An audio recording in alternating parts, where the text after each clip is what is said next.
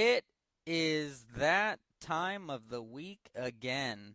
Welcome to Dispute Sports. Thanks for tuning in, everybody, and listening however you are. I'm your host, Kyle Neumann, live from Bowling Green, Kentucky, joined by my good friend and co-host, Rhett Hensley, live from Bloomington, Indiana. Today, we will talk Week 3 roundup in the NFL, as well as address the President Trump and National Anthem situation in the NFL. We will discuss the Carmelo Anthony trade in the NBA, as well as Dwyane Wade joining his buddy LeBron in Cleveland. And we will put a cap on the FedEx Cup Playoffs in golf. Plus, Neumann Knows college football is back. Good morning, Rhett Hensley. Happy fall. How are you doing Happy today? fall. I am doing great. Just on my day off and, just chilling and doing some homework today and stuff. What about you, Kyle? That sounds very nice. Isn't it nice to just be able to chill sometimes and take a break from work and just get to enjoy sports and a beautiful fall day? I'll tell you what, you're telling me it is going to be nice having a little bit of time off today, for sure. Absolutely. Well, that's You? great to hear. I'm doing great. And I'm eager to get into an exciting show where a lot has happened in the week of sports. But I'm also a very proud Chicago Cubs fan because the Cubs just clinched the NL Central Division last night for the second straight year, going back to the playoffs. Hoping my prediction can come true from way earlier on Dispute Sports. And you could to say I'm an excited Cubs fan would be Hey, saying the least right now, Rhett. well, I'm happy for you, Kyle. I'm happy for you. I'm glad that your team is that they clinched it, and hopefully they do good. It's just the first step though, because the Washington Nationals is the division opponent, and Bryce Harper and them boys, they're Kyle, we, tough. we know that I don't know too much about baseball, but did Bryce Harper play for a different team than the Nationals No, at any point? no. Yeah, I must be thinking of a different player. Yeah, yeah, you must be. No, he's bled red since he's entered the league. But I do know one thing about him and the Nationals. He has good hair, and he is a good player. He So has good hair. You have heard it from Kyle. that's He right. has good hair. That's right. Well, it is exciting, and I will let the listeners know that come next weekend, so next week's show with the MLB playoffs starting, you heard it. Rhett's not a big baseball fan. I love it. So we will have another special segment throughout the MLB Newman's playoffs. baseball. Basically, Newman's baseball. I haven't decided what to call it yet, but it will be something Newman Knows MLB playoffs, as well as the Newman Knows college football. So we'll have to turn that around with Rhett and baseball. But like I did with NHL, he respects the hockey. He's a hockey fan. Maybe I'll Exactly. maybe I'll change that for him. But regardless, we have a lot to talk about here on this show, Rhett, and we're starting in the NFL. Wow, what a last week it has been for the NFL and the players. That's really taken this country by storm, and we have to It has. start there, Rhett, just to let everyone know what it is that we're talking about here with President Trump and the NFL and the players. So the NFL, really since last year, it was started with Colin Kaepernick and the players. That specific player started a protest where he would knee during the national anthem to show basically that he can't support a country that has racism, violence, and a president like this country has. And ever since Kaepernick did that last year, we've seen more and more players do it. And this year, it's hit an all-time high, and it took a turn for the worse last weekend when President Trump, after we have seen players taking a knee and locking arms and teams like the Pittsburgh Steelers not even come out of the locker room Pathetic. for the national anthem, leaving their lone Army veteran offensive lineman to sing the national anthem by himself. Which was lovely. After seeing this past weekend, President Trump came out with some statements, and he said, Of course. like he usually does, agree or not, but he said that NFL owners should respond to the players by saying, "Get that son of a bitch off the field right now. He's fired. He's fired." I quote from President Trump. He said, "For a week, that owner would be the most popular person in this country because that's a total disrespect of our heritage. That's a total disrespect for everything we stand for." So, And essentially, one other thing that Trump did say, that he thinks that the NFL owners are afraid of the NFL players. and that's an interesting comment. So, what we're going to get into here, Rhett, with this is we wanted to set the tone. So that's what happened, and in response, you can imagine players did not take that lightly in the NFL. And again, we still saw a kneel on Monday night for your Cowboys game against the Cardinals, Rep, but we saw a different situation in many people's eyes, maybe an alternative for these players to still get their point across, protesting but not disrespect the flag and the anthem. And so we saw the Cowboys and the Cardinals come out before the national anthem, take a knee, including with the owners, Jerry Jones for the Cowboys, and locking arms, and then getting up and together standing locking arms for the national anthem. So that is all what has transpired. We have the Bears and we have the Packers tonight for Thursday Night Football in the old rivalry. We will see if players and teams follow suit from the Cowboys and Cardinals, or will they continue to protest and retaliate against Trump and continue to kneel during the national anthem. Like so now, Rod said, they will more than likely continue their protest. I agree. So now it is time for us, Rhett, to give our insight. Do you agree with the stance that the NFL players have taken to protest the flag, the right that they have to protest? Do you agree with them doing it during the national anthem, or does it completely offend you and it should end? We'll start there. We'll start there. It completely offends me, and I'm not even somebody that's fought for our country. I think that it's horrible for somebody that has actually fought for our country and is sitting here watching these NFL players kneel for the national anthem. I think that the Cowboys handled this situation phenomenal. But, the Cowboys kneeled before the national anthem. I don't have a problem with that. I have a problem when you take a knee or do not even walk out onto the field for the national anthem. The Steelers will probably never be on my TV ever again, and I think that they are a pathetic organization now. And for that one lone veteran to come out and break away from his team was amazing. And, I applaud him. And that is why the next day that he had one of the highest selling jerseys in the NFL. Yeah, I certainly respect your situation, where you're coming from, Rhett, and your opinion here. I agree. I'll start with that. Overall, I think that what the players have done with kneeling or not even showing up for the national anthem is beyond disrespectful to me, and it's sickening.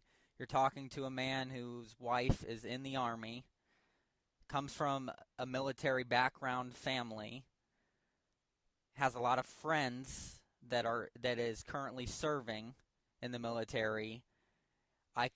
But your first initial response is that, oh, I'm going to, you're fired. Every single player needs to be fired. Everybody should boycott the NFL, and how could they do this? But you know what? Then I had to take a step back.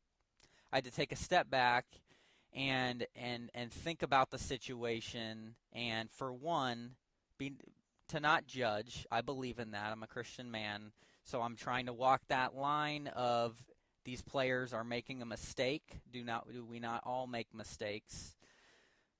And I also, however, it's important for me to say that I do not agree with what they're doing in any way. Protests are legal in this country, but that doesn't mean that the way that the protests happen does not spark some sort of consequence. And I do believe that there should be consequences for these players that are deciding to kneel or not show up for the national anthem. Now, for the Cowboys and Cardinals, the way they went about it, I believe that it is an alternative to do it.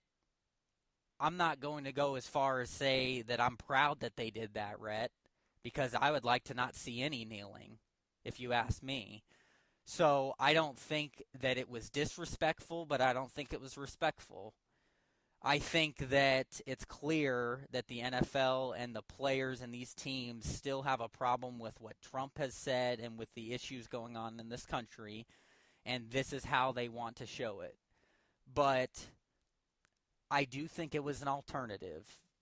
It's one of those things in my mind, okay, if you have to do it, yes, I would rather see it be done before the anthem and you stand for the national anthem and have your arms locked or over your heart, which is what I would prefer, and give respect to our military members who fought and are fighting for your freedom to play this game currently.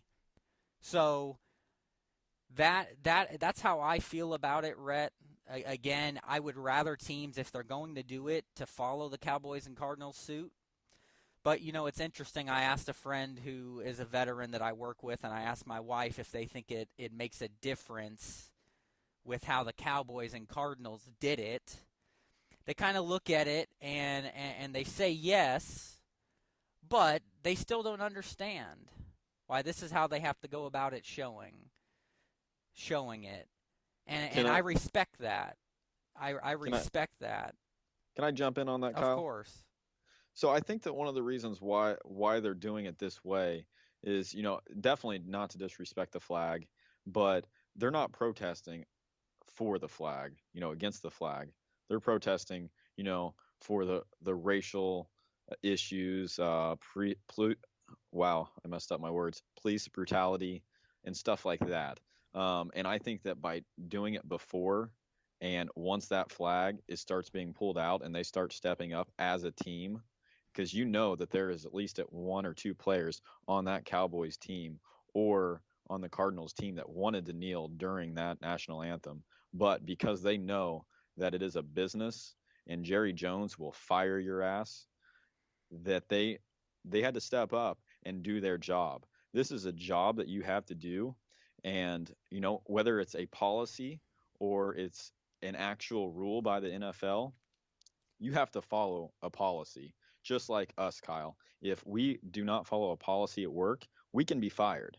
And you know what? You're making millions and you have the same thing going on, and your ass should be fired if you're not going to follow those policies. Well, I will comment on that in a second, but I will say that I believe that is true, and I think we understand why these players are protesting. However, I think the issue that many people have obviously had with it is they're viewing the flag differently than many Americans do, and that's why these players that are doing it during the anthem, they don't see it as a support just for the military and showing respect. They view it as a whole, what this flag represents is not just that, but it's also our president, our government, racism. Where's our country at as a whole? That's the way that they view it. And I just couldn't agree. I could not disagree more with it. And I also told my wife this. I said with the protests that are going on and these players who have not stood for the anthem, the hardest part about it, probably most of them have respect for our military. In fact, probably most of them, I would venture, know somebody or may have somebody in their family that has served or is serving, which is the mind-boggling part about it. And the fact of the matter is they still think that this is the best way to do it when I don't think it will make a difference. I don't think You're just causing more of an uproar. I think it's hurting the NFL. Absolutely. And I think we're seeing that. And Budweiser dropped out.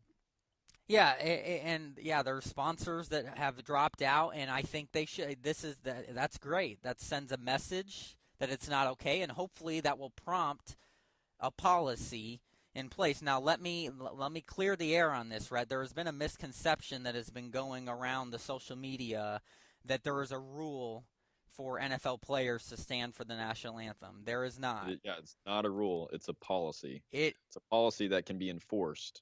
Well, but the NFL has the option to enforce it, just like any other policy with any other company. It is actually not even a policy. Let me make it clear what the NFL's rules state around something like this. So, what has been going around, the so-called rule or policy that forces all NFL players to be on the sidelines for the national anthem, had spread across the social media like a wildfire. So, this specific rule that was thrown out there was pertaining to the national anthem found on pages A62-63 of the league rule book that states the national anthem must be played prior to every NFL game and all players must be on the sideline for the national anthem. Sideline. So, this is not what the policy states. What the official rule book talks about, and the only thing that may be related to the national anthem, is pages 62 and 63. Those pages are on enforcement of fouls. So that was a completely false statement that went viral that is not in the rule book. Even on USA Today dropped that one. The only rule in the rule book, it's in the section, page 23, Article 8, titled Personal Messages. And this rule states, throughout the period on game day that a player is visible to the stadium and television audience, and during post-game interviews in the locker room, players are prohibited from wearing, displaying, or otherwise conveying personal messages either in writing or illustration unless such message has been approved in advance by the league office, so subject to fine. That which has already happened. What the rule, and we've seen that be violated from players wearing something on their wrists or their cleats or whatever, and they be fined. That is the only rule that is related that somebody could maybe put in context with the national anthem. There is not a rule in the NFL's rule book that actually states that with the anthem, to my knowledge and research. And that's not even with being out on the field. So you don't even have to be out on the field. Exactly. That is interesting. But I have seen people wear "We Stand with Kaepernick" on the sidelines, T-shirts, hashtag. So, why aren't you receiving a fine if somebody can't put RIP on their shoes or something like that? Oh, agreed. 100%. And that's my solution to this, right? Because I don't think it will get better. I don't think teams, maybe a couple will follow the Cowboys and Cardinals suit, but overall, I think players are going to continue to be stubborn and protest, and I absolutely think there should be a policy put in place. Exactly. They should be fined. It should start with a fine. Then it should go to a suspension. And then if they violate it after, let's say, 2 suspensions, they should be kicked out of the league for good.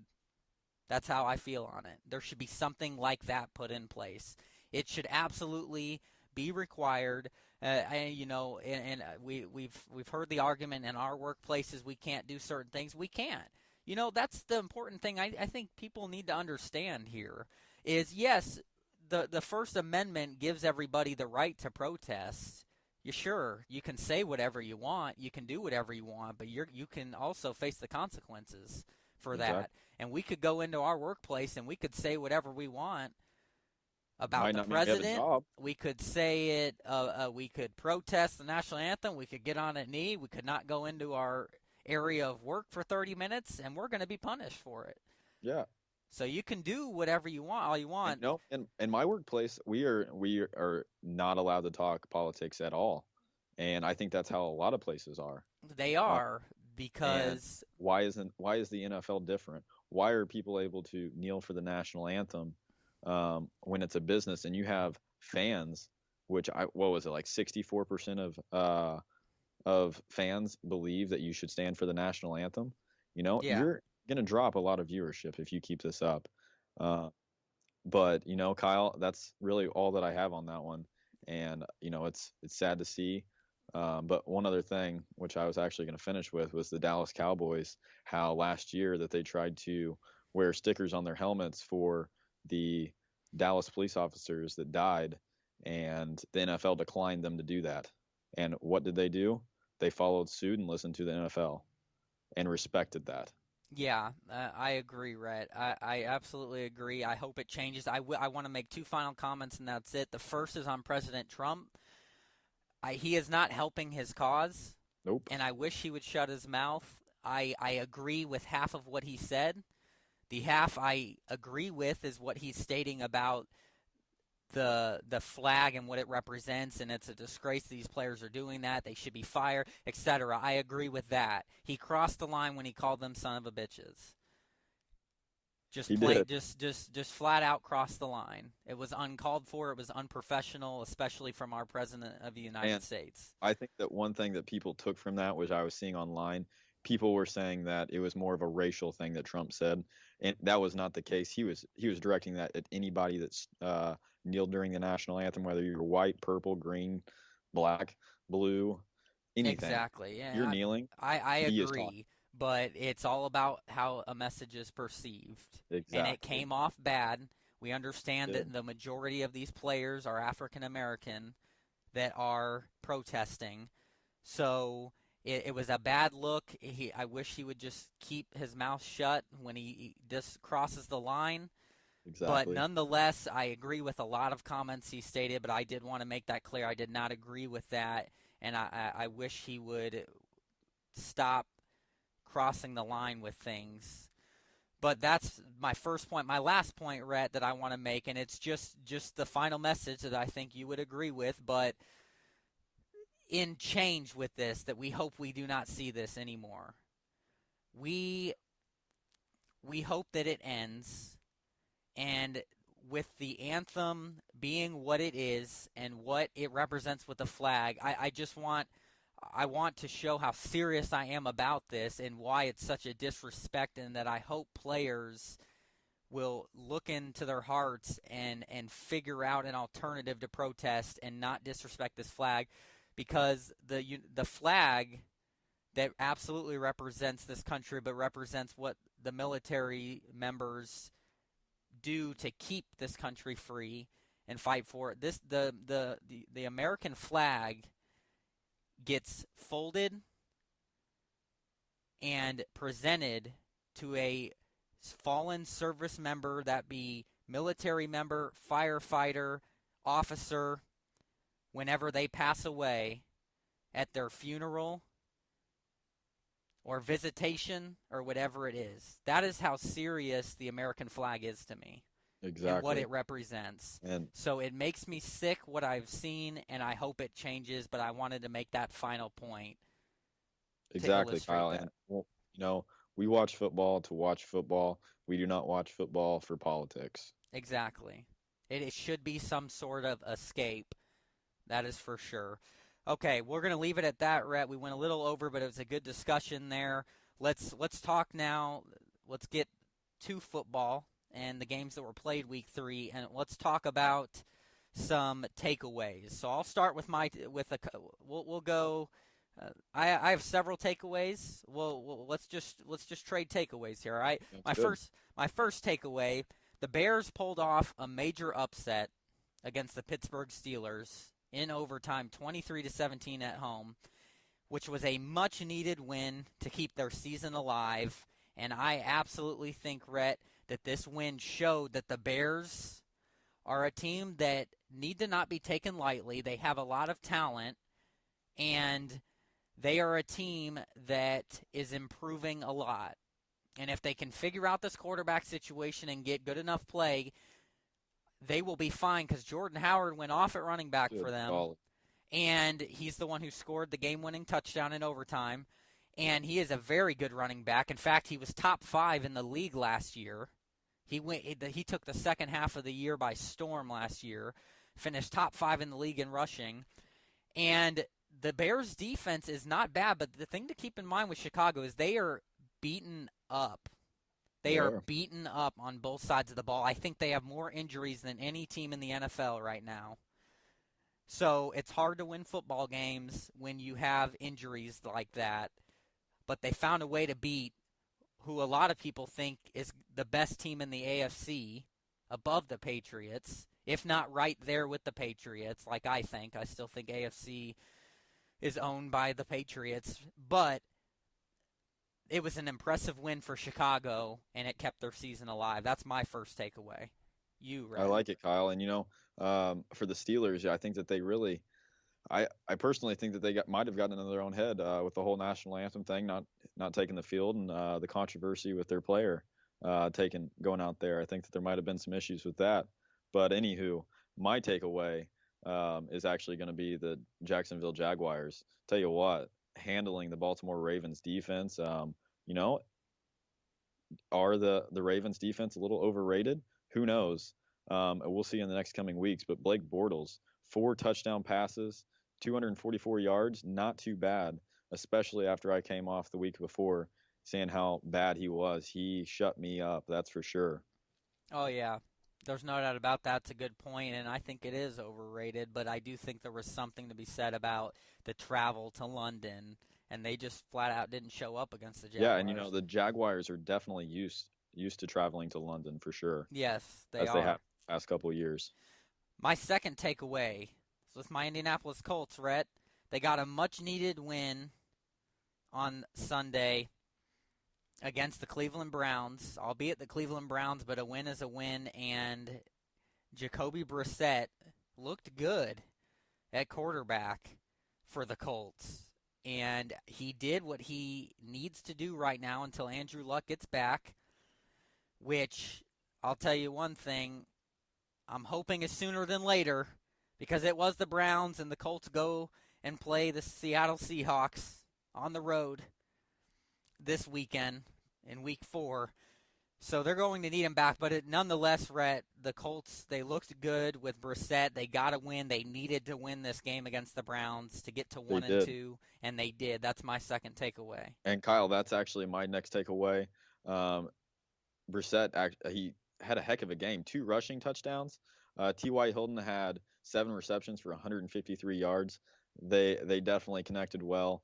And, moving forward for the Colts, I think that they might have a decent backup. Granted, they were playing the Cleveland Browns, but hey, this could be some good news for the Colts, at least on the offensive side. Defensive side, yeah, this still continues to be a struggle for sure.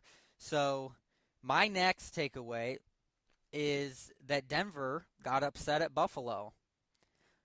The Bills have a top 10 defense in the league, believe it or not, and they're playing some pretty good football this year, but Denver did not look good there, and everyone had talked about how Denver's defense, best in the league, shut down the Cowboys, and then they went and they pretty well, from their standards, got destroyed to Buffalo, even though the score wouldn't say that, but they did not. They got outplayed in every aspect of the game, and Trevor Siemian did not have a good game. So my third takeaway is that I think, need to pump the brakes a little bit on Denver. I think we got a little too high on the Denver Broncos through the first 2 weeks. I'll tell you what, I was watching SportsCenter, and they hyped him up last week so much. I was a little shocked, but I mean, he is a good quarterback, but hyped him up to the point where I was like, huh? Okay, you did beat the Cowboys, which were a phenomenal team, but that's one game. Show me some more. Absolutely. You did pump us, but show me some more, please. Absolutely. But Kyle, I like your takeaway. My next one's going to be the Redskins. Are they legit taking down the Raiders? Kirk Cousins, 25 for 30, 365 yards, 3 touchdowns. Connecting with Chris Thompson for 6 receptions for 150 yards. I think that they had a pretty solid game for sure, and handling the Oakland Raiders. Marshawn Lynch did not have a good game at all. He had one of those Ezekiel Elliott games from last week. Yes, he did. And And Brandon Carr, threw 2 interceptions? yeah, he had a So, bad game, and he owned yeah, up to it, which is what I love about Derek yeah, Carr. he is a good guy for sure. He is. But yes, that I agree with that, and I do think they're for real. I will get to the Redskins in the NFC East in a little bit. That is a takeaway I have. But my next takeaway is Falcons and Lions lived up to the hype. Rhett, Hensley. This game came down to the very end. It was a bizarre ending to the game. The Detroit Lions should have won this football game and should have been 3-0. But the call was the correct call. So I just say, when I say they should have won the game, it's because they had a 1st and goal from within the 5-yard line. And they don't decide to run the ball at all. But the game ended up being 30-26. The Falcons held on to beat the Lions at Detroit. But what happened at the end was Stafford connected with Golden Tate on a slant route for a 1-yard touchdown with 8 seconds left that gave Detroit the lead, but it was overturned because the receiver was down before the football reached the goal line, which was a great review and call because he was just short. But the unfortunate thing, by rule, 10 seconds had to run off the clock because Detroit didn't have any timeouts left. There was 8 seconds left in the game. Game over. Heartbreak City for Detroit. What a good game, though, for sure. It was. The Falcons are a good team, and I'll tell you what, the Lions have looked pretty solid this year too, and they definitely lived up to the hype for sure. Rhett, I think this might be the NFC Championship matchup that we see this year between the Lions and the Falcons if the seedings work out that way. I'm going to make a bold statement here, but I think the Detroit Lions are winning the NFC North this year over the Packers and the Vikings as the next 2 teams that are very good too. This Detroit team is for real on offense. They have one of the best offenses in the league. They just proved that they could go toe-to-toe with the NFC champions from last year. And, Rhett, the Lions have some injuries right now. And not to mention the fact that Detroit is playing in a very tough division and doing very well so far. They have a very telling game against Minnesota, their first division game coming up this weekend. But I think the Detroit Lions are that for real with Matthew Stafford. They are definitely really good. And, I think that the Green Bay Packers and, the NFC North, I don't think that they're as legit as they normally are. And I think that gives the Lions a heck of an opportunity to definitely take that number 1 spot in the NFC North. Yes, it's a safe prediction, I think. But the Falcons, I do think, will be right there in the end too, because they are that good again as well. So your next takeaway?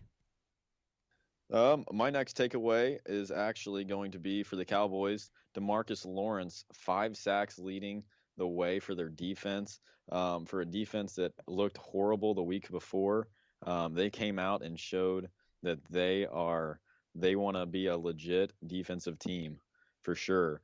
Dak Prescott threw for 183 yards. He had an amazing dive into the end zone for a touchdown. He really wanted to take over this game from the week before because, he definitely was embarrassed.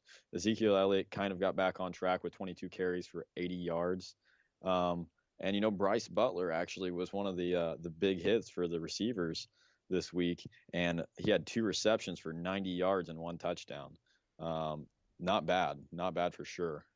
No, not bad at all. And I figured you'd have a Cowboys takeaway in there. Oh, of course. My next takeaway, Aaron Rodgers and Tom Brady prove once again why they are the best QBs to ever play in the NFL. And I just said that because I think they are. They both led the Packers, they led their teams to victory. The Packers came back overcoming a 21-7 deficit to the Bengals at home, where we figured the Bengals eventually would get it going because they do have a lot of talent, but And they did. They got it going at Green Bay. Green Bay was beaten up. They had 6 or 7 starters out of this game, a few offensive linemen, and yet Aaron Rodgers does what he does, 3 touchdowns, 1 interception, leading a comeback, and hooking up with Jordy Nelson a couple of times, and Mason Crosby gets the game-winning field goal in overtime. It was an impressive win. The Packers don't lose at Lambeau Field, and both Aaron Rodgers and Tom Brady just submitted their legacies to me. Again, during a regular season game, Rhett, that they are the best quarterbacks to ever play this game. But Kyle, I mean, you got to think the past few weeks, I mean, the Green Bay Packers have played Seattle, the Falcons, and then the Bengals. Exactly. I do not think that Seattle's that good this year. So far, they have not impressed me that much. And, the Falcons, they did lose to the Falcons. But, winning to the Bengals right now, you do have players out, obviously, which definitely will hurt you.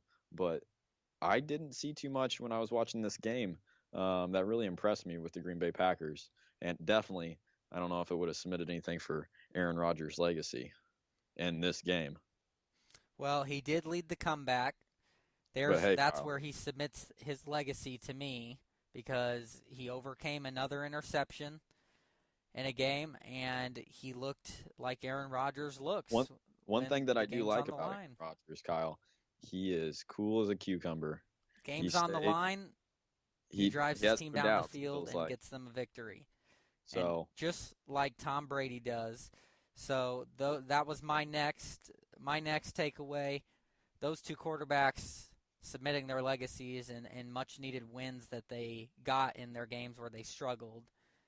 All right, Kyle, I am going to give you my next biggest loser. One of them, I'm just going to start out. These are in no random order or in no order whatsoever, but I'm going to go with the Giants. Eli Manning, he threw for 366 yards, 3 touchdown passes, but he had 2 interceptions. I think that this Giants team is overrated. Eli Manning had a decent game, but the past 3 games, as the hype's built up, I don't know if I've just listened to you too much, Kyle, or what, but this team is way overrated. And I think that it starts with you, that you hyped them up way too much. Well, here we go. And, I do not see them.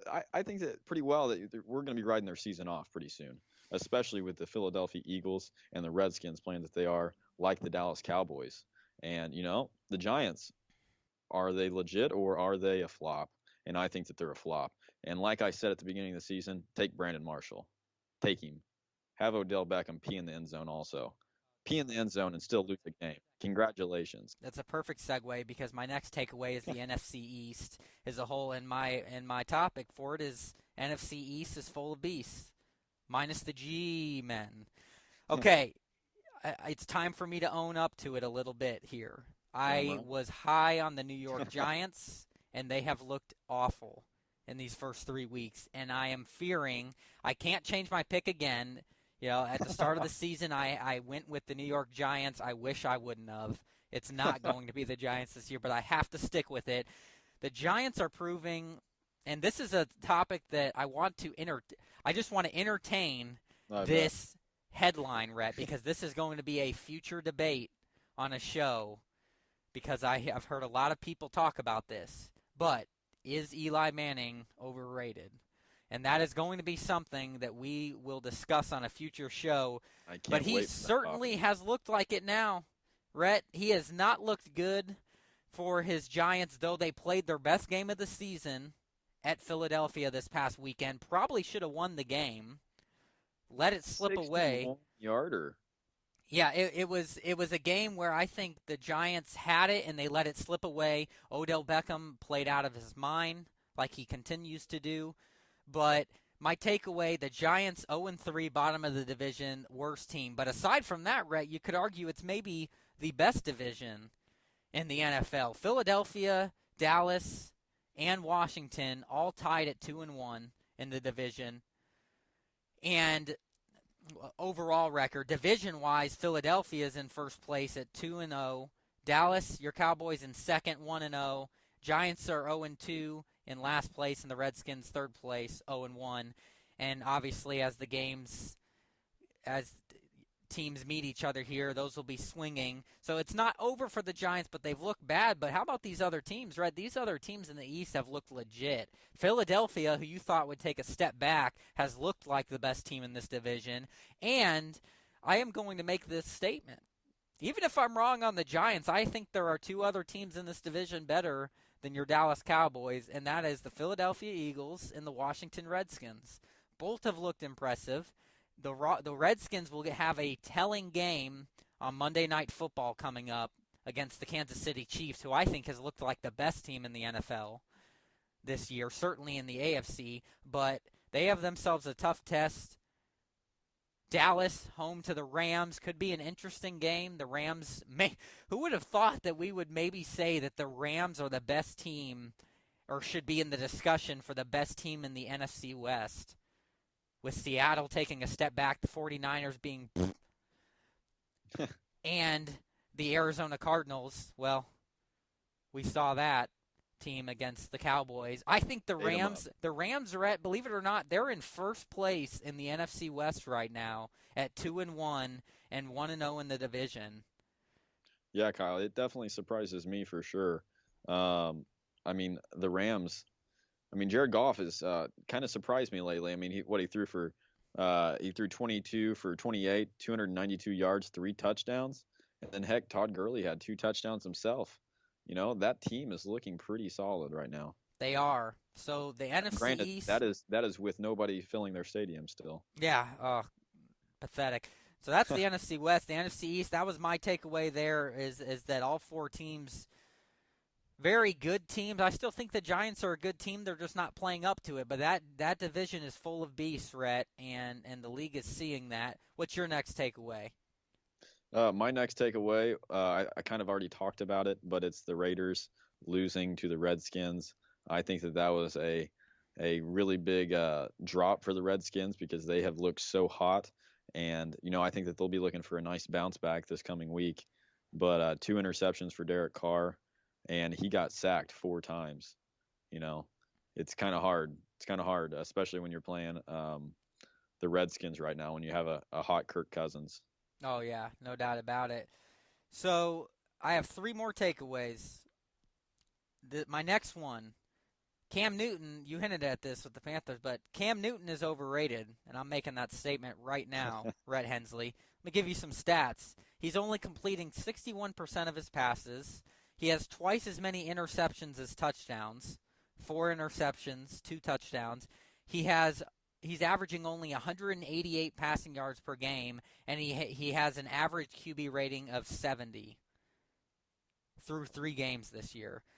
Yeah. Cam Newton is starting to look like, you might know where I'm going here, but I'm just making a comparison to the type of player he is.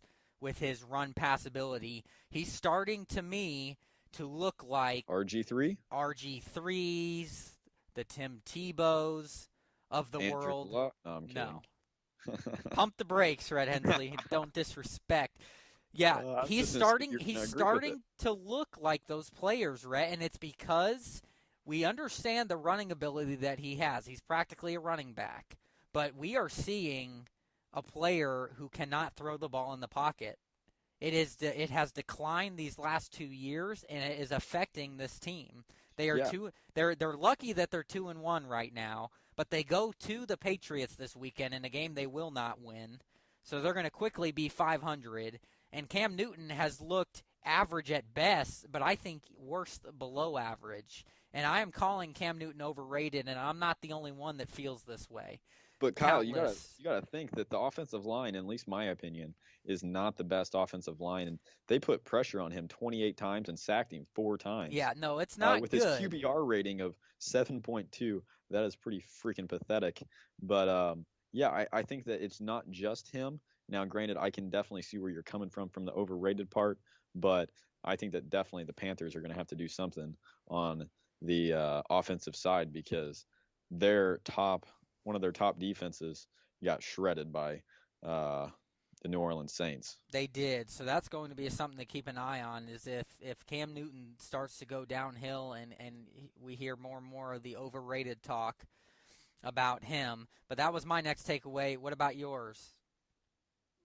My next takeaway would actually be for the Ravens. I pretty well already talked about this once, but giving up 44 points, you know, they are supposed to have a really, really strong defense, and I think that they really dropped the ball on that. Granted, they did go over to London, but I still think 44 points to give up. It's a lot What of in the world? points. That is a lot of points. That is a lot of points that you gave up, and whether or not you flew to London or not, um, I do not think that giving up 44 points is acceptable. No, not at all. And it'll be interesting to see as they come back home in one of the other greatest rivalries in the NFL and in all of sports to host the Pittsburgh Steelers in a game that I expect the Ravens to bounce back from after being embarrassed. I think every time these two teams play each other, it's a blood battle, and it seems to come down to a field goal, and it's a defensive game, and I expect that type of a game. But you're right, that's a fair takeaway. They looked awful week 3. All right, my last two. Seattle is overrated, and Tennessee is underrated. Seattle is in the bottom half of the league in total offense and defense, Rhett. And the Tennessee Titans have a top 5 offense in the league and a defense that is not too bad. So Seattle, overrated. Tennessee, underrated. Yeah, I can definitely go with that, Kyle. I think that we might have talked about it a little bit on the show already about Seattle. I can definitely agree. They are not looking good whatsoever so far. And I mean the Titans aren't doing too bad, Kyle. But for the Seahawks, uh, I'm getting a little worried about them. Granted, for my Cowboys, I really do hope they do bad. Yeah, understood. I mean, make no mistake, I think it's still a very good team. They have Russell Wilson.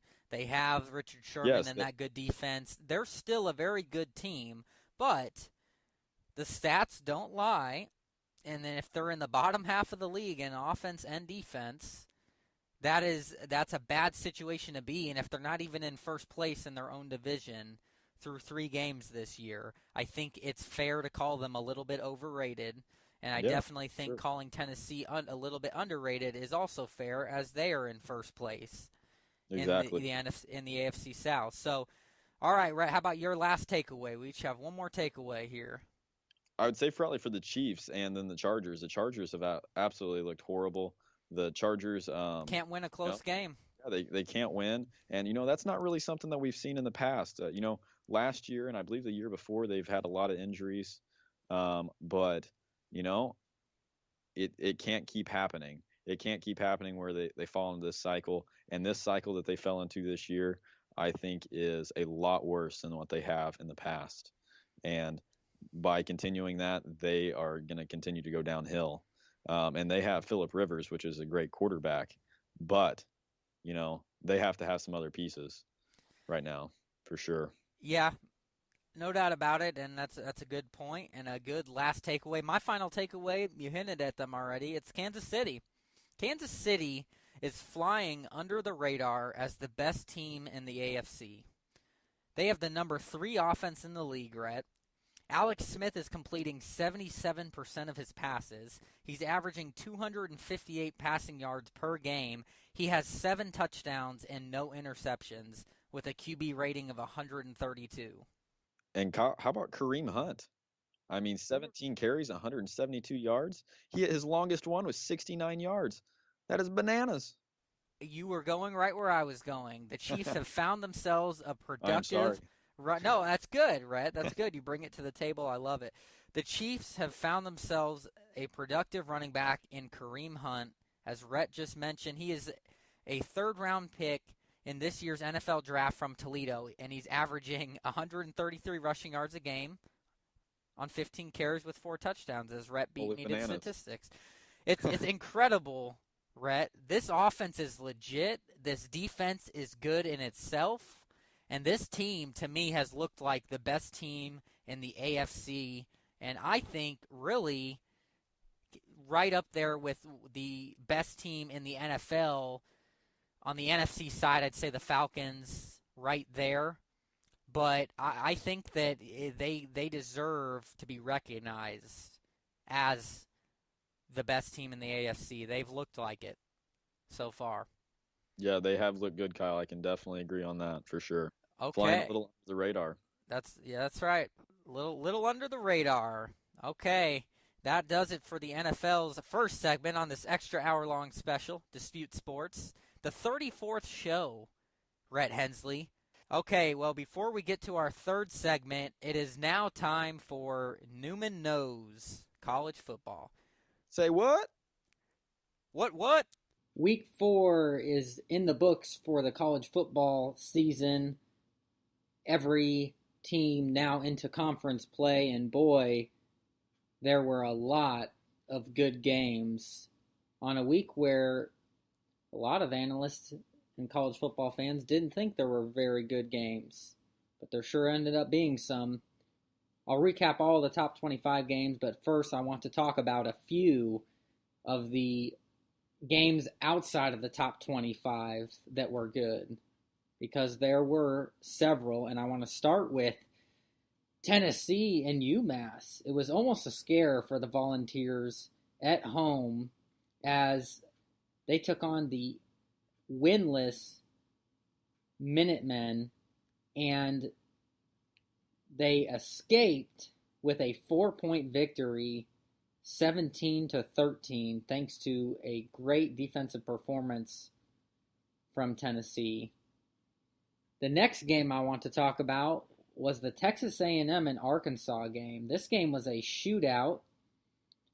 It was played at AT&T Stadium in Arlington, Texas, neutral location for this SEC matchup.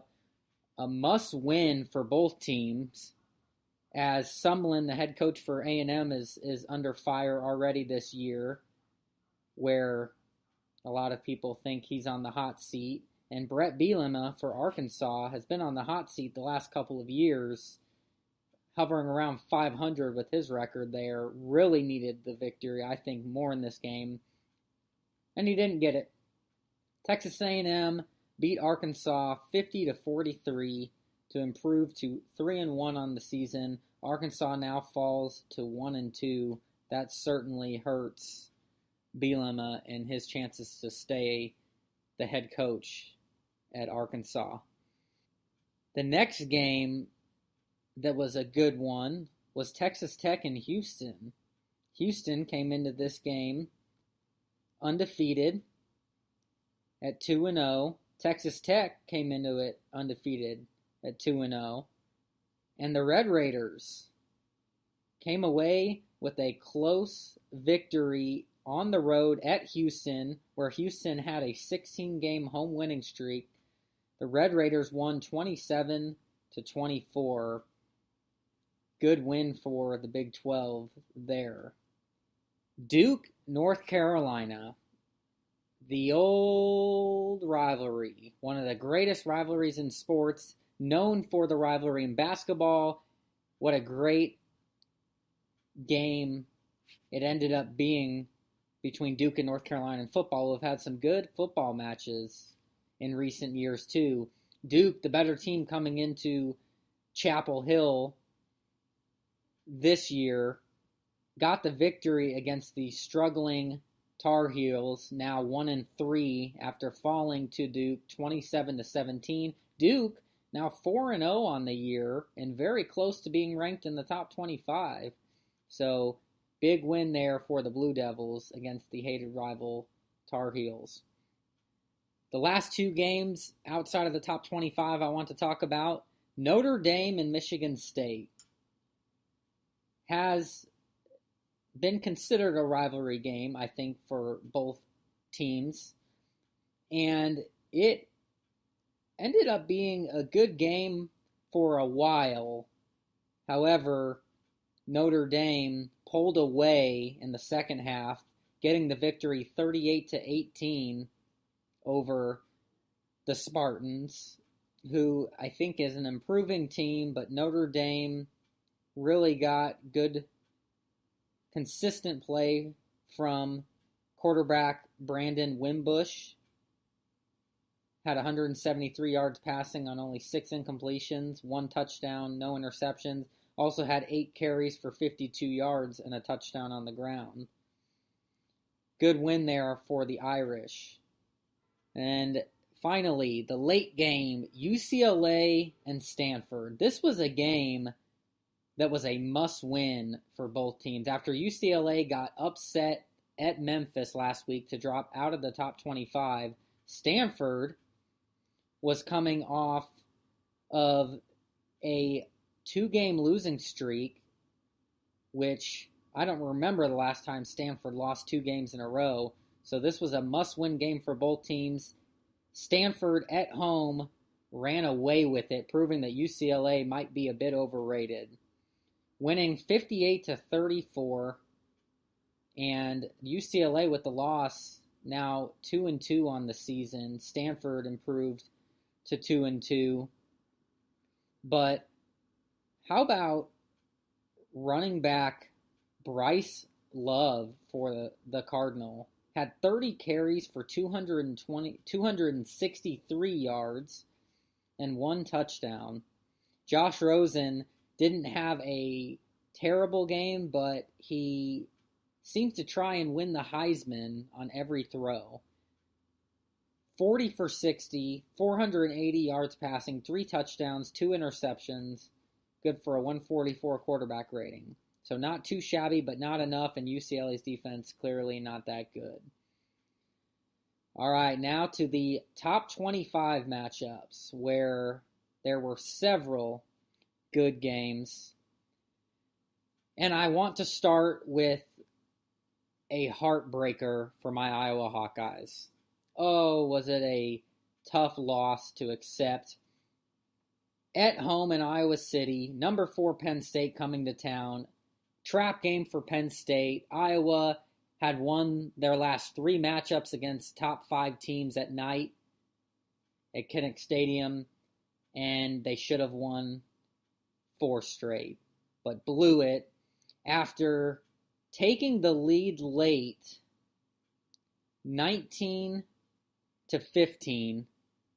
Penn State stormed down the field, completing a 4th down conversion, showing endless fight and grit, especially Saquon Barkley, the running back for the Lions, probably number 1 running back taken in the NFL draft next year, and Trace McSorley, the quarterback, making plays.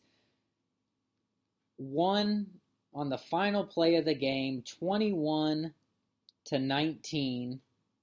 It was an incredible game. It really was. Trace McSorley hit Jawan Johnson with a 7-yard touchdown pass as time expired to escape 21-19 against Iowa.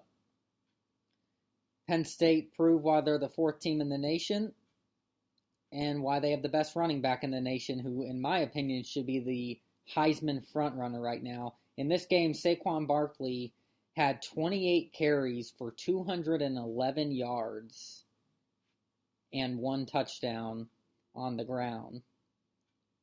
Also had 12 receptions for 94 yards. This man can do everything. He single-handedly kept Penn State in this game and absolutely was the reason Penn State escaped with the close victory and avoided the upset. Iowa's defense played a great game. I think Iowa proved that they are a team to be reckoned with this year. This loss in the end doesn't really hurt the Hawkeyes, who can find themselves in the top 25 with a couple of wins in the Big Ten coming up. So Iowa put themselves on the map. Penn State proved that they deserved to be ranked in the top 5, and that was another very good game. Louisville had no problem with Kent State, 42-3. Lamar Jackson had himself another great game. Number 21 South Florida beat Temple 43-7. Number 23 Utah went to Arizona and won 30-24 in a good game. Number 12 Florida State upset at home to North Carolina State 27-21. Clearly Florida State missing their leader at quarterback, Francois. Ohio State, 10th in the nation, had no problem with UNLV at home, winning 54-21. Number 13 Virginia Tech rolled over Old Dominion at home 38-0. Number 2, Clemson had no problem with Boston College at home, 34-7. Number 14, Miami, Florida beat Toledo 52-30. Number 6, Oklahoma State. This was another phenomenal game. At home against number 16, TCU, was upset by the Horned Frogs 44-31. Mason Rudolph, who was a Heisman candidate, did not have a great game in this one for the Cowboys. He went 22 for 41 for 398 yards, 2 touchdowns, and 2 interceptions. Good for a 142 quarterback rating. The running back for TCU, Darius Anderson, had a nice game. 26 carries for 160 yards, 3 touchdowns on the ground, and TCU's defense looked really good against this high-powered offense of Oklahoma State and got a very big win against the Cowboys to stay undefeated. USC went to Cal and struggled, but ended up pulling out the victory 30-20. Heisman candidate Sam Darnold had a decent game, went 26 for 38 for 223 yards, 2 touchdowns, and 1 interception, good for a 130 quarterback rating. Number 1, Alabama went to Vanderbilt, a team that was undefeated so far this year, and said that they were ready for Alabama. And a lot of people, including myself, thought it would be a pretty good game. It wasn't. Alabama proved once again why they are the number 1 team in the nation and a force to be reckoned with. They blanked Vanderbilt 59-0 on the road. It was really incredible.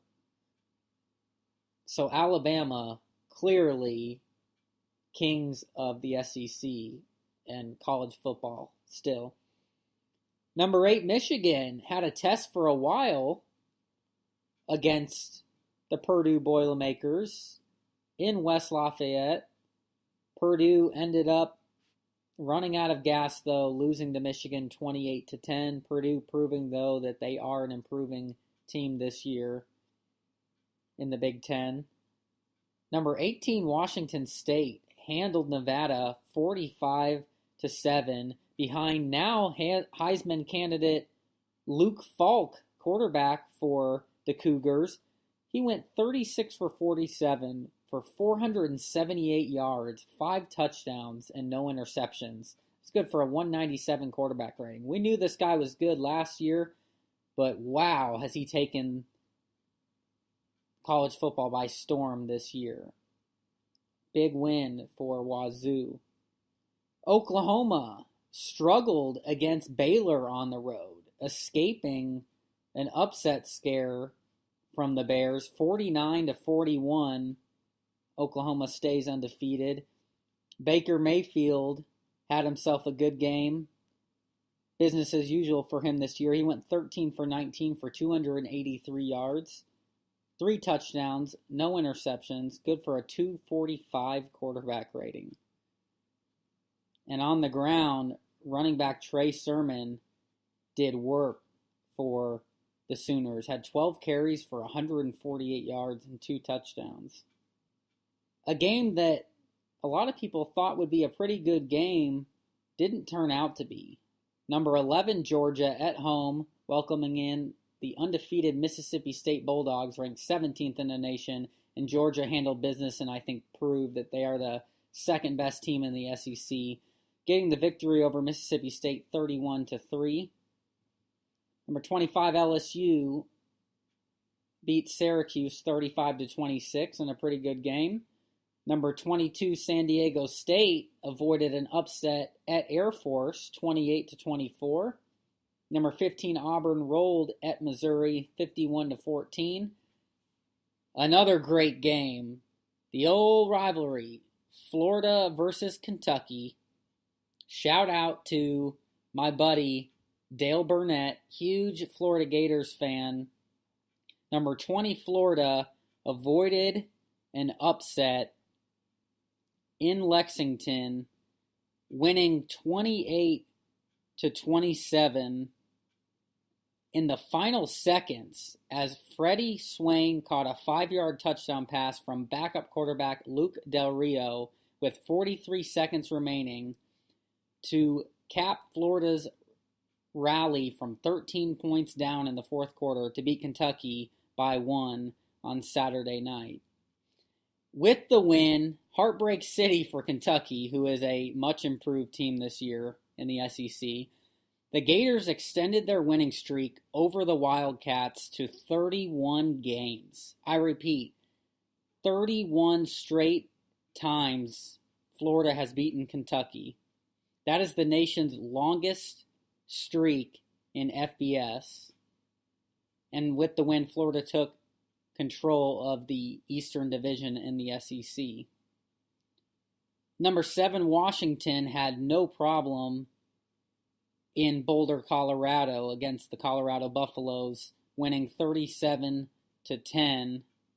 Jake Browning, the very good future NFL quarterback for Washington, had a decent game, went 11 for 21 for 160 yards, 1 touchdown, 1 interception, good for a 122 quarterback rating. But the story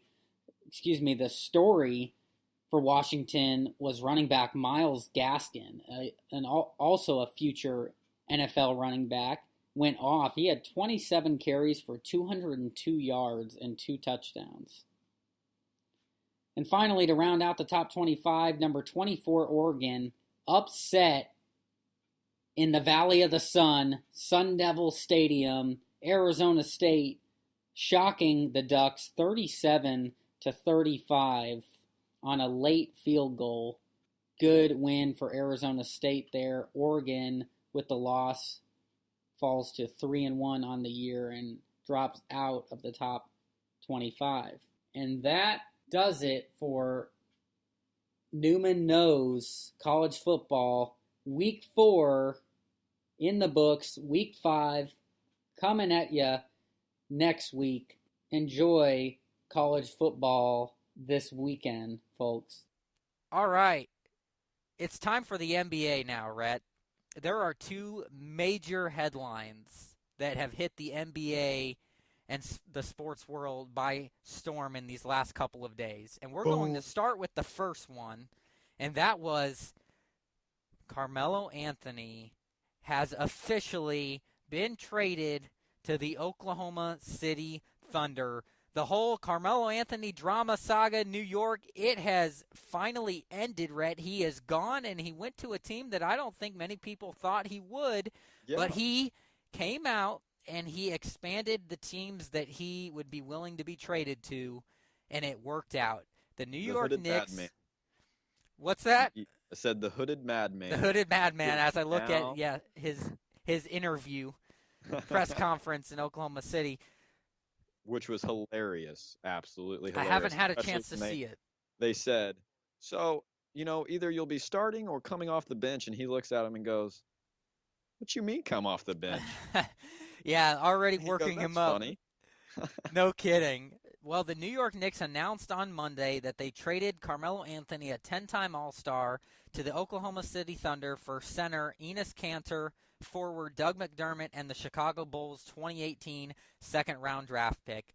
Rhett, the trade has happened, and I want to ask you this very important question. Will this trade be enough for the Thunder to overcome the mighty Warriors in the West? No. Why? I want to say that pretty quick. I do not think that's going to put them over the edge. I think that I do not see a lot of great chemistry here with Russell Westbrook, Paul George, and Melo. I think that we've seen 2 guys right here. And when I say 2 guys, I'm meaning Paul George and Melo. Melo hasn't been in the best situation, and Paul George, he was in a small market, but I'm not giving you a good excuse for sure. I think that these 2 guys that really haven't been able to lead a team to, anything that's really over the edge. And I think that when Paul George took the Pacers to the conference finals, I think that it was, more of a team effort. I do not think that he was the sole leader of that team when we did that. And for Melo, he's a great player and a phenomenal player, and he can definitely score. But for overcoming the Warriors, you're going to have to be a lot better than that, because when you're playing the Warriors, they're going to run you to the ground. Russell Westbrook and Paul George will more than likely be able to keep up. But I feel like Melo, he's, 32 now. He is definitely going to be slowed down a little bit. And that's just my opinion. And I think that the Warriors will still be able to handle it in the West. Well, I think that it adds some great competition, kind of like the Rockets. But I do think that they'll either probably be the second or third in the Western Conference for sure. let me make a statement to you that may actually surprise you, but It might. maybe it won't. The Oklahoma City Thunder, with this trade, did get a lot better. I don't think there's any denying that. They've got themselves a big three now, and For sure.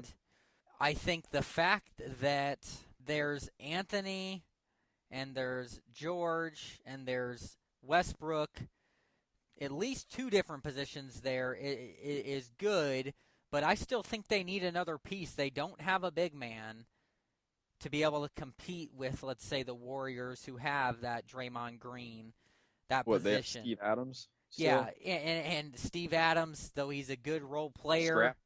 he's scrappy. He's not up there with the best big men in the league. He's not a big name. So, but I think this definitely helps them. But the problem for Anthony and the Thunder is they're in the worst conference because it is loaded. I think that the Warriors are still the kings of the West, hands down. I think that the San Antonio Spurs are never going to go away. So I would probably put San Antonio second in there. I think I would put Houston third with the addition of Chris Paul. That's where I disagree. Then I would put Oklahoma City 4.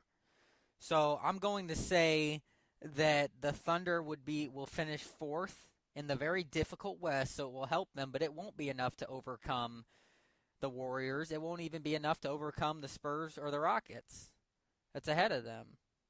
I can definitely see where you're coming from, Kyle. I think that I don't know if you're on the same standpoint as me as the whole chemistry thing with Melo, Paul George, and Russell, but I do not see Russell Westbrook averaging a triple-double. Paul George's comment saying that he is after the MVP, I don't see that. Melo, who knows? He might have gotten better than he was before, because he's put in a lot of work this offseason, for sure. But I think that they'll be a solid team for sure. But for getting over the hump with the Warriors, don't see it. I don't see it. No, that's too strong of a team. It's they have too early. It's too early. And they've been together forever. I mean, they've been together quite a few years now. So coming against a team that's just got put together compared to a team that's been there and has nice chemistry together, I just don't see it. Yeah, it will be very interesting to see how it plays out. When I say that they've been together for a while, obviously I'm not including KD. That was, an addition last year, but that the Soul team has been there for quite some time. Yep. No doubt about it. All right. Second topic here in the NBA, Rhett. Hitting the headlines, taking the NBA and sports by storm is the reuniting of Dwyane Wade and LeBron James. Besties are now together again as Dwyane Wade cleared waivers from the Chicago Bulls. They did not re-sign him, and he immediately was signed as a free agent on a veterans minimum 1-year contract with the Cleveland Cavaliers, the 12-time All-Star guard and NBA champion, 2-time with LeBron James, once with Big Shaq. Big So Shaq, the 3-time NBA champion, number 34, is back with Cleveland. The deal is worth $2.3 million, and LeBron James and Dwyane Wade are back. So I ask you this. With this addition to the Cavaliers, and Isaiah Thomas looking like he will play sometime around Christmas, start of the year, is what the reports have come out. Is this enough for the Cleveland Cavaliers to overcome the Warriors? All right, so if I take off Dwyane Wade, I would say that they have gotten worse. And I say that because I think Kyrie Irving is a hell of a lot better player than Isaiah Thomas. I think adding Derrick Rose to the team, might have helped as a backup. He's definitely a solid player as a backup. He used to be phenomenal back in his heyday, but he's definitely a different person than what he used to be. But I definitely think that the Warriors will probably be able to handle business in that case. But adding Dwyane Wade was definitely something that's going to help this team moving forward. But hopefully, he doesn't get plagued with knee injuries or anything like that, like he kind of has in the past, where he's had to sit out quite a few games. Well, I think that this, believe it or not, I'm making another bold statement here, Rhett. Not only are the Cavs still going to be the kings of the East, and even with Kyrie jumping ship to Boston, Boston is not going to be good enough to overcome Cleveland, I don't think. I think that the Cleveland Cavaliers are winning the NBA championship this year. And This move, adding Dwyane Wade, put the icing on the cake. Dwyane Wade, though is very old, at 35 from NBA standards, old, he is still productive. He was productive last year for the Chicago Bulls.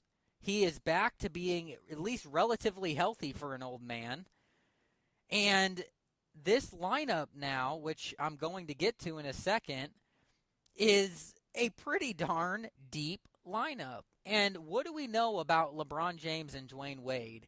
They know how to play together. And it's very clear that Dwyane Wade will not have to do what he did in Miami to help this team win a championship as he does here in Cleveland, because LeBron James is LeBron James. Dwyane Wade knows how to connect with LeBron James, whether it be on a pass, he knows where he is. I think LeBron James elevates Dwyane Wade's his game, which we saw in Miami with how clutch Dwyane Wade was and his statistics. So I think that this is enough, and I don't care about his age, unless he gets injured. Because with the age, you're more prone to injury. So if he can stay healthy, Rhett, that is my one asterisk. If he can stay healthy, this is enough for the Cleveland Cavaliers to overcome the Golden State Warriors in my mind. Boom. I said it. So I kind of disagree. I think that they're going to be a solid team for sure, but I think that you have the Boston Celtics that are going to be a solid team this coming season by adding the players that they did, like Gordon Hayward and Kyrie Irving. I think they were better than Boston last year because I think Isaiah Thomas is too small of a player. Granted, he is quick and he can make it to the basket, but Kyrie Irving adds more shooting. He can take it in. He's got crazy handles. Gordon Hayward, he's a heck of a player. He's going to make him better. I think that that's really going to be the only team that's going to put a threat to the Cavaliers. Granted, do I think that they will beat them this year and possibly go to the championship? I do not think so. I think it's going to be a really close one. But I would like to say that I do think that they are a better team than they were last year. Well, I can respect where you're coming from with that, and it sounds like your prediction then is that the Cavs, with this addition of Wade, will not overcome the Warriors. They will not. So it sounds like you're going for another Warriors-Cavs finals. Oh yeah, like I told Logan the other day, we were talking, Logan Bowman. We were sitting there in his car, and I was like, I looked to him, and we were talking about basketball, and I was like, well, who's ready for the finals? Warriors, Cavs. It's probably going to happen again. I think it's going to happen, but I think this time the Cavs get the revenge and reverse it, and they play off on, and the Cavs win the title, because I think this is enough. Right? Look, Dwyane Wade last year for the Bulls averaged 30 minutes a game and 18 points per game. He averaged 18 points per game at 35 years old. 4.5 rebounds a game and 4 assists a game, over a steal a game, and almost a block a game. Again, at now 35 and 34 last But year. But look at the company that he's joining on this team. I mean, the Cavs absolutely you're still joining. have Look, a big four. look at Isaiah's stats from last year. Tell me how good they are once you get past his scoring. Once you get past his scoring, in my opinion, I don't think it's that good. Not better than Kyrie's. I think that when you look at Dwyane Wade, the type of player that he had as a point guard for the Chicago Bulls, like Rondo, that passed out assists like candy. Um, I think that was definitely something that Dwyane Wade could do with the Bulls because they did not have that good of a team. But with the Cavs, he's going to have to take a different type of role than what he did with the Bulls, and I do not think that it's going to be the same way that he did with the Bulls moving forward. Well, I disagree because I think that this is going to Isaiah Thomas, extremely talented, can score. I don't think he has to be that assisting point guard. This team, Wade is, like I said, he knows how to connect with LeBron James. He's basically the point guard, and I think that's what we will see a lot of. You've got LeBron James. They bring in Derrick Rose. Are we forgetting about the great Derrick Rose? Oh no, I already Derrick said that. I don't think that's a big deal. Isaiah Thomas, Kyle Korver, Kevin Love, JR. Kyle Korver, look at him from last year. Kyle Korver, he did not do as well as everybody expected. He did hot as soon as he came on the team, and then once you saw that a couple weeks after, he started going downhill. Kyle Korver is an old player. Granted, he can shoot threes, but we did not see him shoot threes at the level that he has always shot at. Agreed, but listen to this potential starting lineup for the Cleveland Cavaliers. I think they are now deeper than the Golden State Warriors, too. You're going to have Tristan Thompson, Kevin Love, LeBron James, Dwyane Wade, and at some point, Isaiah Thomas. I don't know if we've ever heard of a starting lineup like that in the history of the game. Not to mention, they still have other key role players like Iman Shumpert. They brought in Jay Crowder, who I love, from Boston. They still got Richard Jefferson. They've got Channing Frye. They got Jeff Green. And they brought in Jose Calderon to fill the point guard role too, Rhett. So this team is loaded. And I think with this addition of Wade, it's enough. It is enough. Hey, how old is That's Jose how big. Calderon? The man is old. Jose Calderon is 36. Yeah, he is old. He is getting up there. He's older than Dwyane Wade. Dwyane Wade's 35? Yes. Yeah. I think that, you might have some good players on paper, but you got to think that these players are old and they're coming into this team, with a little bit of rust that they might have to break off, and who knows if they'll even break that off. Yeah, well, it's a good point. It's a good point, Rhett. It's definitely going to be an interesting season, and I think that we both agree, Kyle, that the Warriors and Cavs will more than likely be in the championship again this year.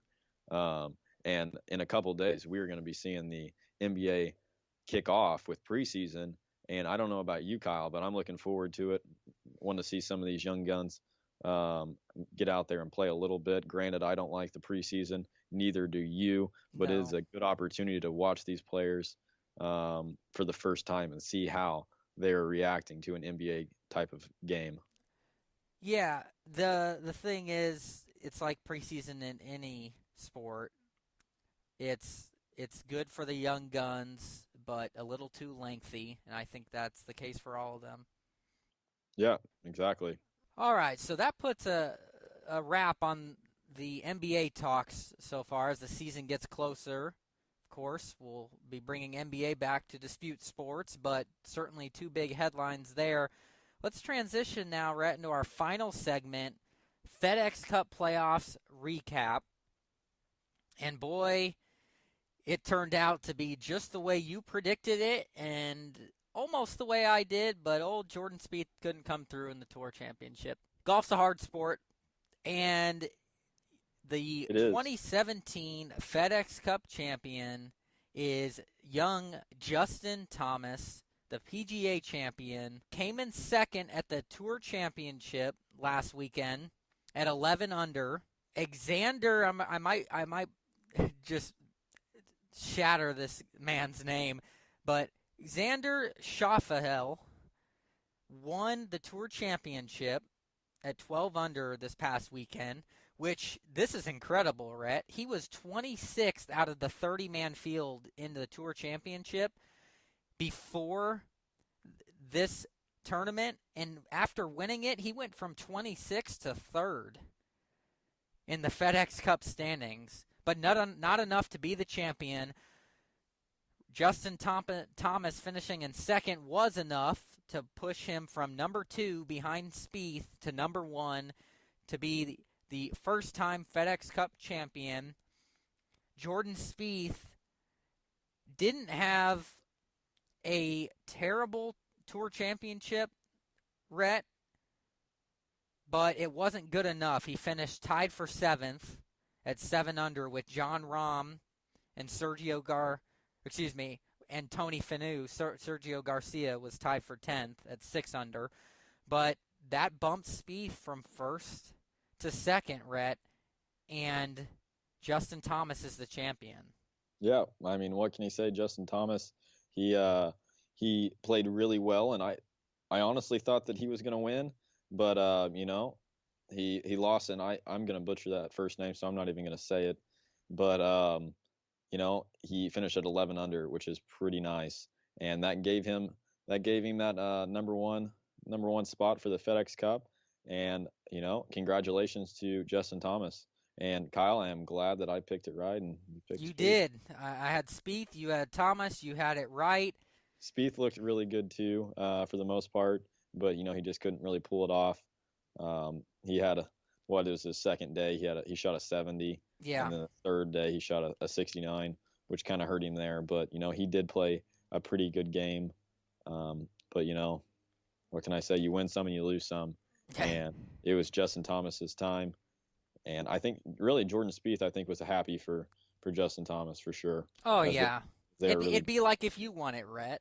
I would be so happy for you. And I would be happy for you, Kyle. I mean, it'd be bittersweet losing to you, but out of all those people, it'd be pretty impressive to finish among those 30 players. Well, not to mention the prize money. Justin Thomas won FedEx Cup champion Justin Thomas. $10 million goes to Justin Thomas being the winner. Second place, his buddy Jordan Spieth, $3 million, which still not too shabby. But how about that $7 million difference? Do you think he's maybe a little bit like, oh, I'm so happy for you, buddy?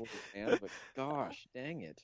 Oh, man. No, That's but one of those things where you grunt your teeth a little bit and you give a half smile and you shake the guy's hand and tell him he did a phenomenal job. And then you guys go out and have steak afterwards. No kidding. Well, Thomas finished with 3,000 points in first place to win the FedEx Cup. Jordan Spieth in second at 2,340. We'll round out the top 10 here. Xander Schauffele finished third, as I mentioned earlier, with his massive jump from 26th to 3rd. So he finished third with 2,151 points. He won $2 million. Dustin Johnson, DJ, finished 4th with 1,720 points. He won $1.5 million. And Jon Rahm finished 5th at 1,620 points to win $1 million. And then 6th was Mark Leishman, 7th Ricky Fowler, 8th Hideki Matsuyama, 9th Justin Rose, and 10th Brooks Koepka to round out the top 10. And even Brooks Koepka, finishing 10th in the FedEx Cup standings, took home $500,000. Oh gosh, that makes me wish we were better golfers. Yeah, are you kidding me? Yeah, cow. No kidding. But how about the year? Let's just really quick talk about the year Justin Thomas and Jordan Spieth had. We mentioned Justin Thomas, the winner, he won the PGA Championship. Really played well in every major. He played in 25 events this year, Rhett. He won 5 times and he had 12 top 10s. Jordan Spieth, he played in 23 events. He won 3 times, including the Open Championship major, and he had 12 top 10s as well. These guys are they're the future of the sport here. It's clear. Yeah, they definitely are the future of the sport, kind of like you've said, Kyle, before, Tiger Woods. But these guys are definitely making it fun for us. Yeah, I don't know if we ever will have a Tiger Woods. My prediction was we won't. Debate before. We have. We might have something, and it's definitely something that's definitely interesting to talk about for sure. And I think that these two are definitely great players, and it makes it fun for the game for us for sure. We might not have a Tiger Woods right now, but we have 2 players that are definitely going at it, and it's fun to watch. Yes, it definitely is. And for as far as the regular season and the FedEx Cup, the race for that, golf is over this year in 2017. But the final cap, Rhett, is put on the golf season this weekend. It only happens every 2 years, and this is so exciting for people who have not ever watched the President's Cup in golf. I encourage you to tune in because it is amazing. It is like the Olympics of any other sport. It's where the U.S. team goes head-to-head against the international team all weekend, and it gets started just in a couple of hours, Rhett, in pairs of 2. It's match play. It is so exciting to see the U.S., and we take a lot of pride in our country, hopefully can overcome the international team, which has owned the United States the last several President's Cups. And they go at it, Rhett. And they will go at each other, and the roster is loaded with all of the great Americans: Dustin Johnson, Jordan Spieth, Justin Thomas, Daniel Berger, Brooks Koepka, Ricky Fowler, Kevin Kisner, Patrick Reed, Matt Kuchar, Kevin Chappell, Phil Mickelson. Phil, that's a captain's pick there, and Charlie Hoffman, another captain's pick. And the captain is Steve Stricker, with captain's assistants Fred Couples, Davis Love III, Tiger Woods, and Jim Furyk for the international team. Furyk. That's right, Jim Furyk, an assistant captain of the international team. Hideki Matsuyama, Jason Day, Adam Scott, Louis Oosthuizen, Charles Schwartzel, Mark Leishman, Brandon Grace, Siwoo Kim, Adam Hadwin, Jonathan Vegas, Emiliano Grillo, captain's pick, and Anirban Lahiri, a captain's pick. And the captain, Nick Price, captain's assistants, Ernie Els, Tony Johnstone, Jeff Ogilvy, and Mike Weir. So we know the roster's, Rhett. The pairings are set today, and they're going to be some darn good pairings. I want a prediction from you. Who wins this year's President's Cup to put a final cap and send it down the line on the golf season? I'm going to probably go with Jordan Spieth. I think that he might So U.S., you're picking the U.S. team because the President's Cup goes to which team wins. Sure. I will be going. I think that the U.S. will win. I think that Ricky Fowler's been up and down the past few weeks, but as we've seen, which was not the case this last weekend, but he's had a lot of top 5 finishes, and I think that he's definitely a player that will definitely help the U.S. team out. Oh, no doubt about it. The President's Cup, I think having all of those youthful players playing bodes well. Yeah, and it's such an interesting weekend too. The President's Cup is definitely fun, like you said, Kyle, and I will definitely be watching for sure. Oh, me too. And it's amazing. The President's Cup began back in 1994, right? And as I've mentioned, the president might be there. President might be there, but what's more amazing to me is the fact how much the Europeans, the international team, has dominated the President Cup. And I think that this is the year that the U.S. gets back on track and that the young guns shine for the U.S. And I agree. I think Jordan Spieth, Thomas, Johnson, Fowler. I think those are going to be the difference. They're too hot right now. Rhett, they're too hot, and I think that they get back on track. That's my statement. They've definitely been hot for sure, and I am looking forward to the U.S. hopefully taking care of business. Me too. And after that, we're done with golf until 2018, until the first major of the year, the Masters, rolls around in April of 2018. Can you believe we're without golf that long? Yeah, it's definitely going to be a little bit of a break for sure, and hopefully, Kyle, hopefully we can get out there one more time and play together before the season's over. That's right. I want to end on a good note. I don't like not having a win against you this year. Oh, Kyle, I love finishing with all the wins. Yeah, I'm sure you do.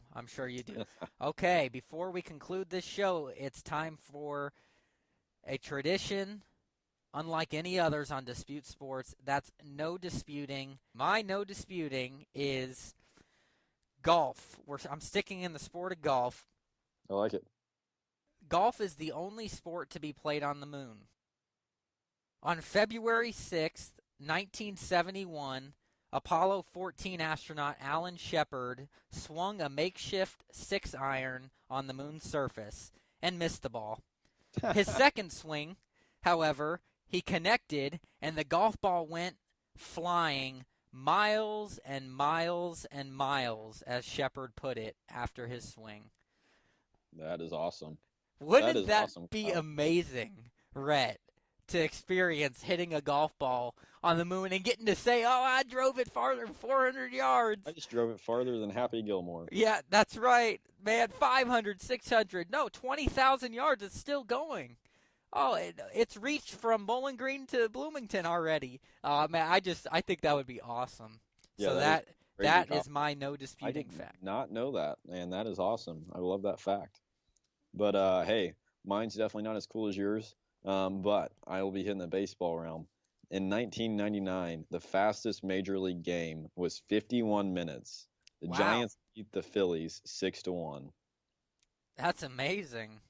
You'd be hard pressed to find a game less than under an hour in today's with contracts. That's kind of what I was thinking. Definitely, while I was sitting there watching the Cubs game, I was like, "Wow, definitely these are definitely take time." Yes, they do. And 51 minutes is definitely pretty impressive. That is very impressive. That is a great fact. I love you giving a shout out to baseball as the playoffs roll around here, inch closer. That's great. And that was no disputing, and that does it for today's show. Thanks for listening, everybody. Don't forget, you can now subscribe to our podcast on iTunes, Stitcher, Google Play, TuneIn, YouTube, Spreaker, or SoundCloud, and have every episode available to you as soon as they are posted each week. You can also catch all of our podcasts on our website, DisputeSports.com. Follow us on Twitter, @DisputeSports1, @Kyle M. Neumann, @Rhett Hensley, and like and follow our Facebook page, Dispute Sports. Until next week, remember, Dispute Sports, anything sports, anytime, anywhere. Have a great day and enjoy the President's Cup and the NFL Week 4 action. Have a great one, guys.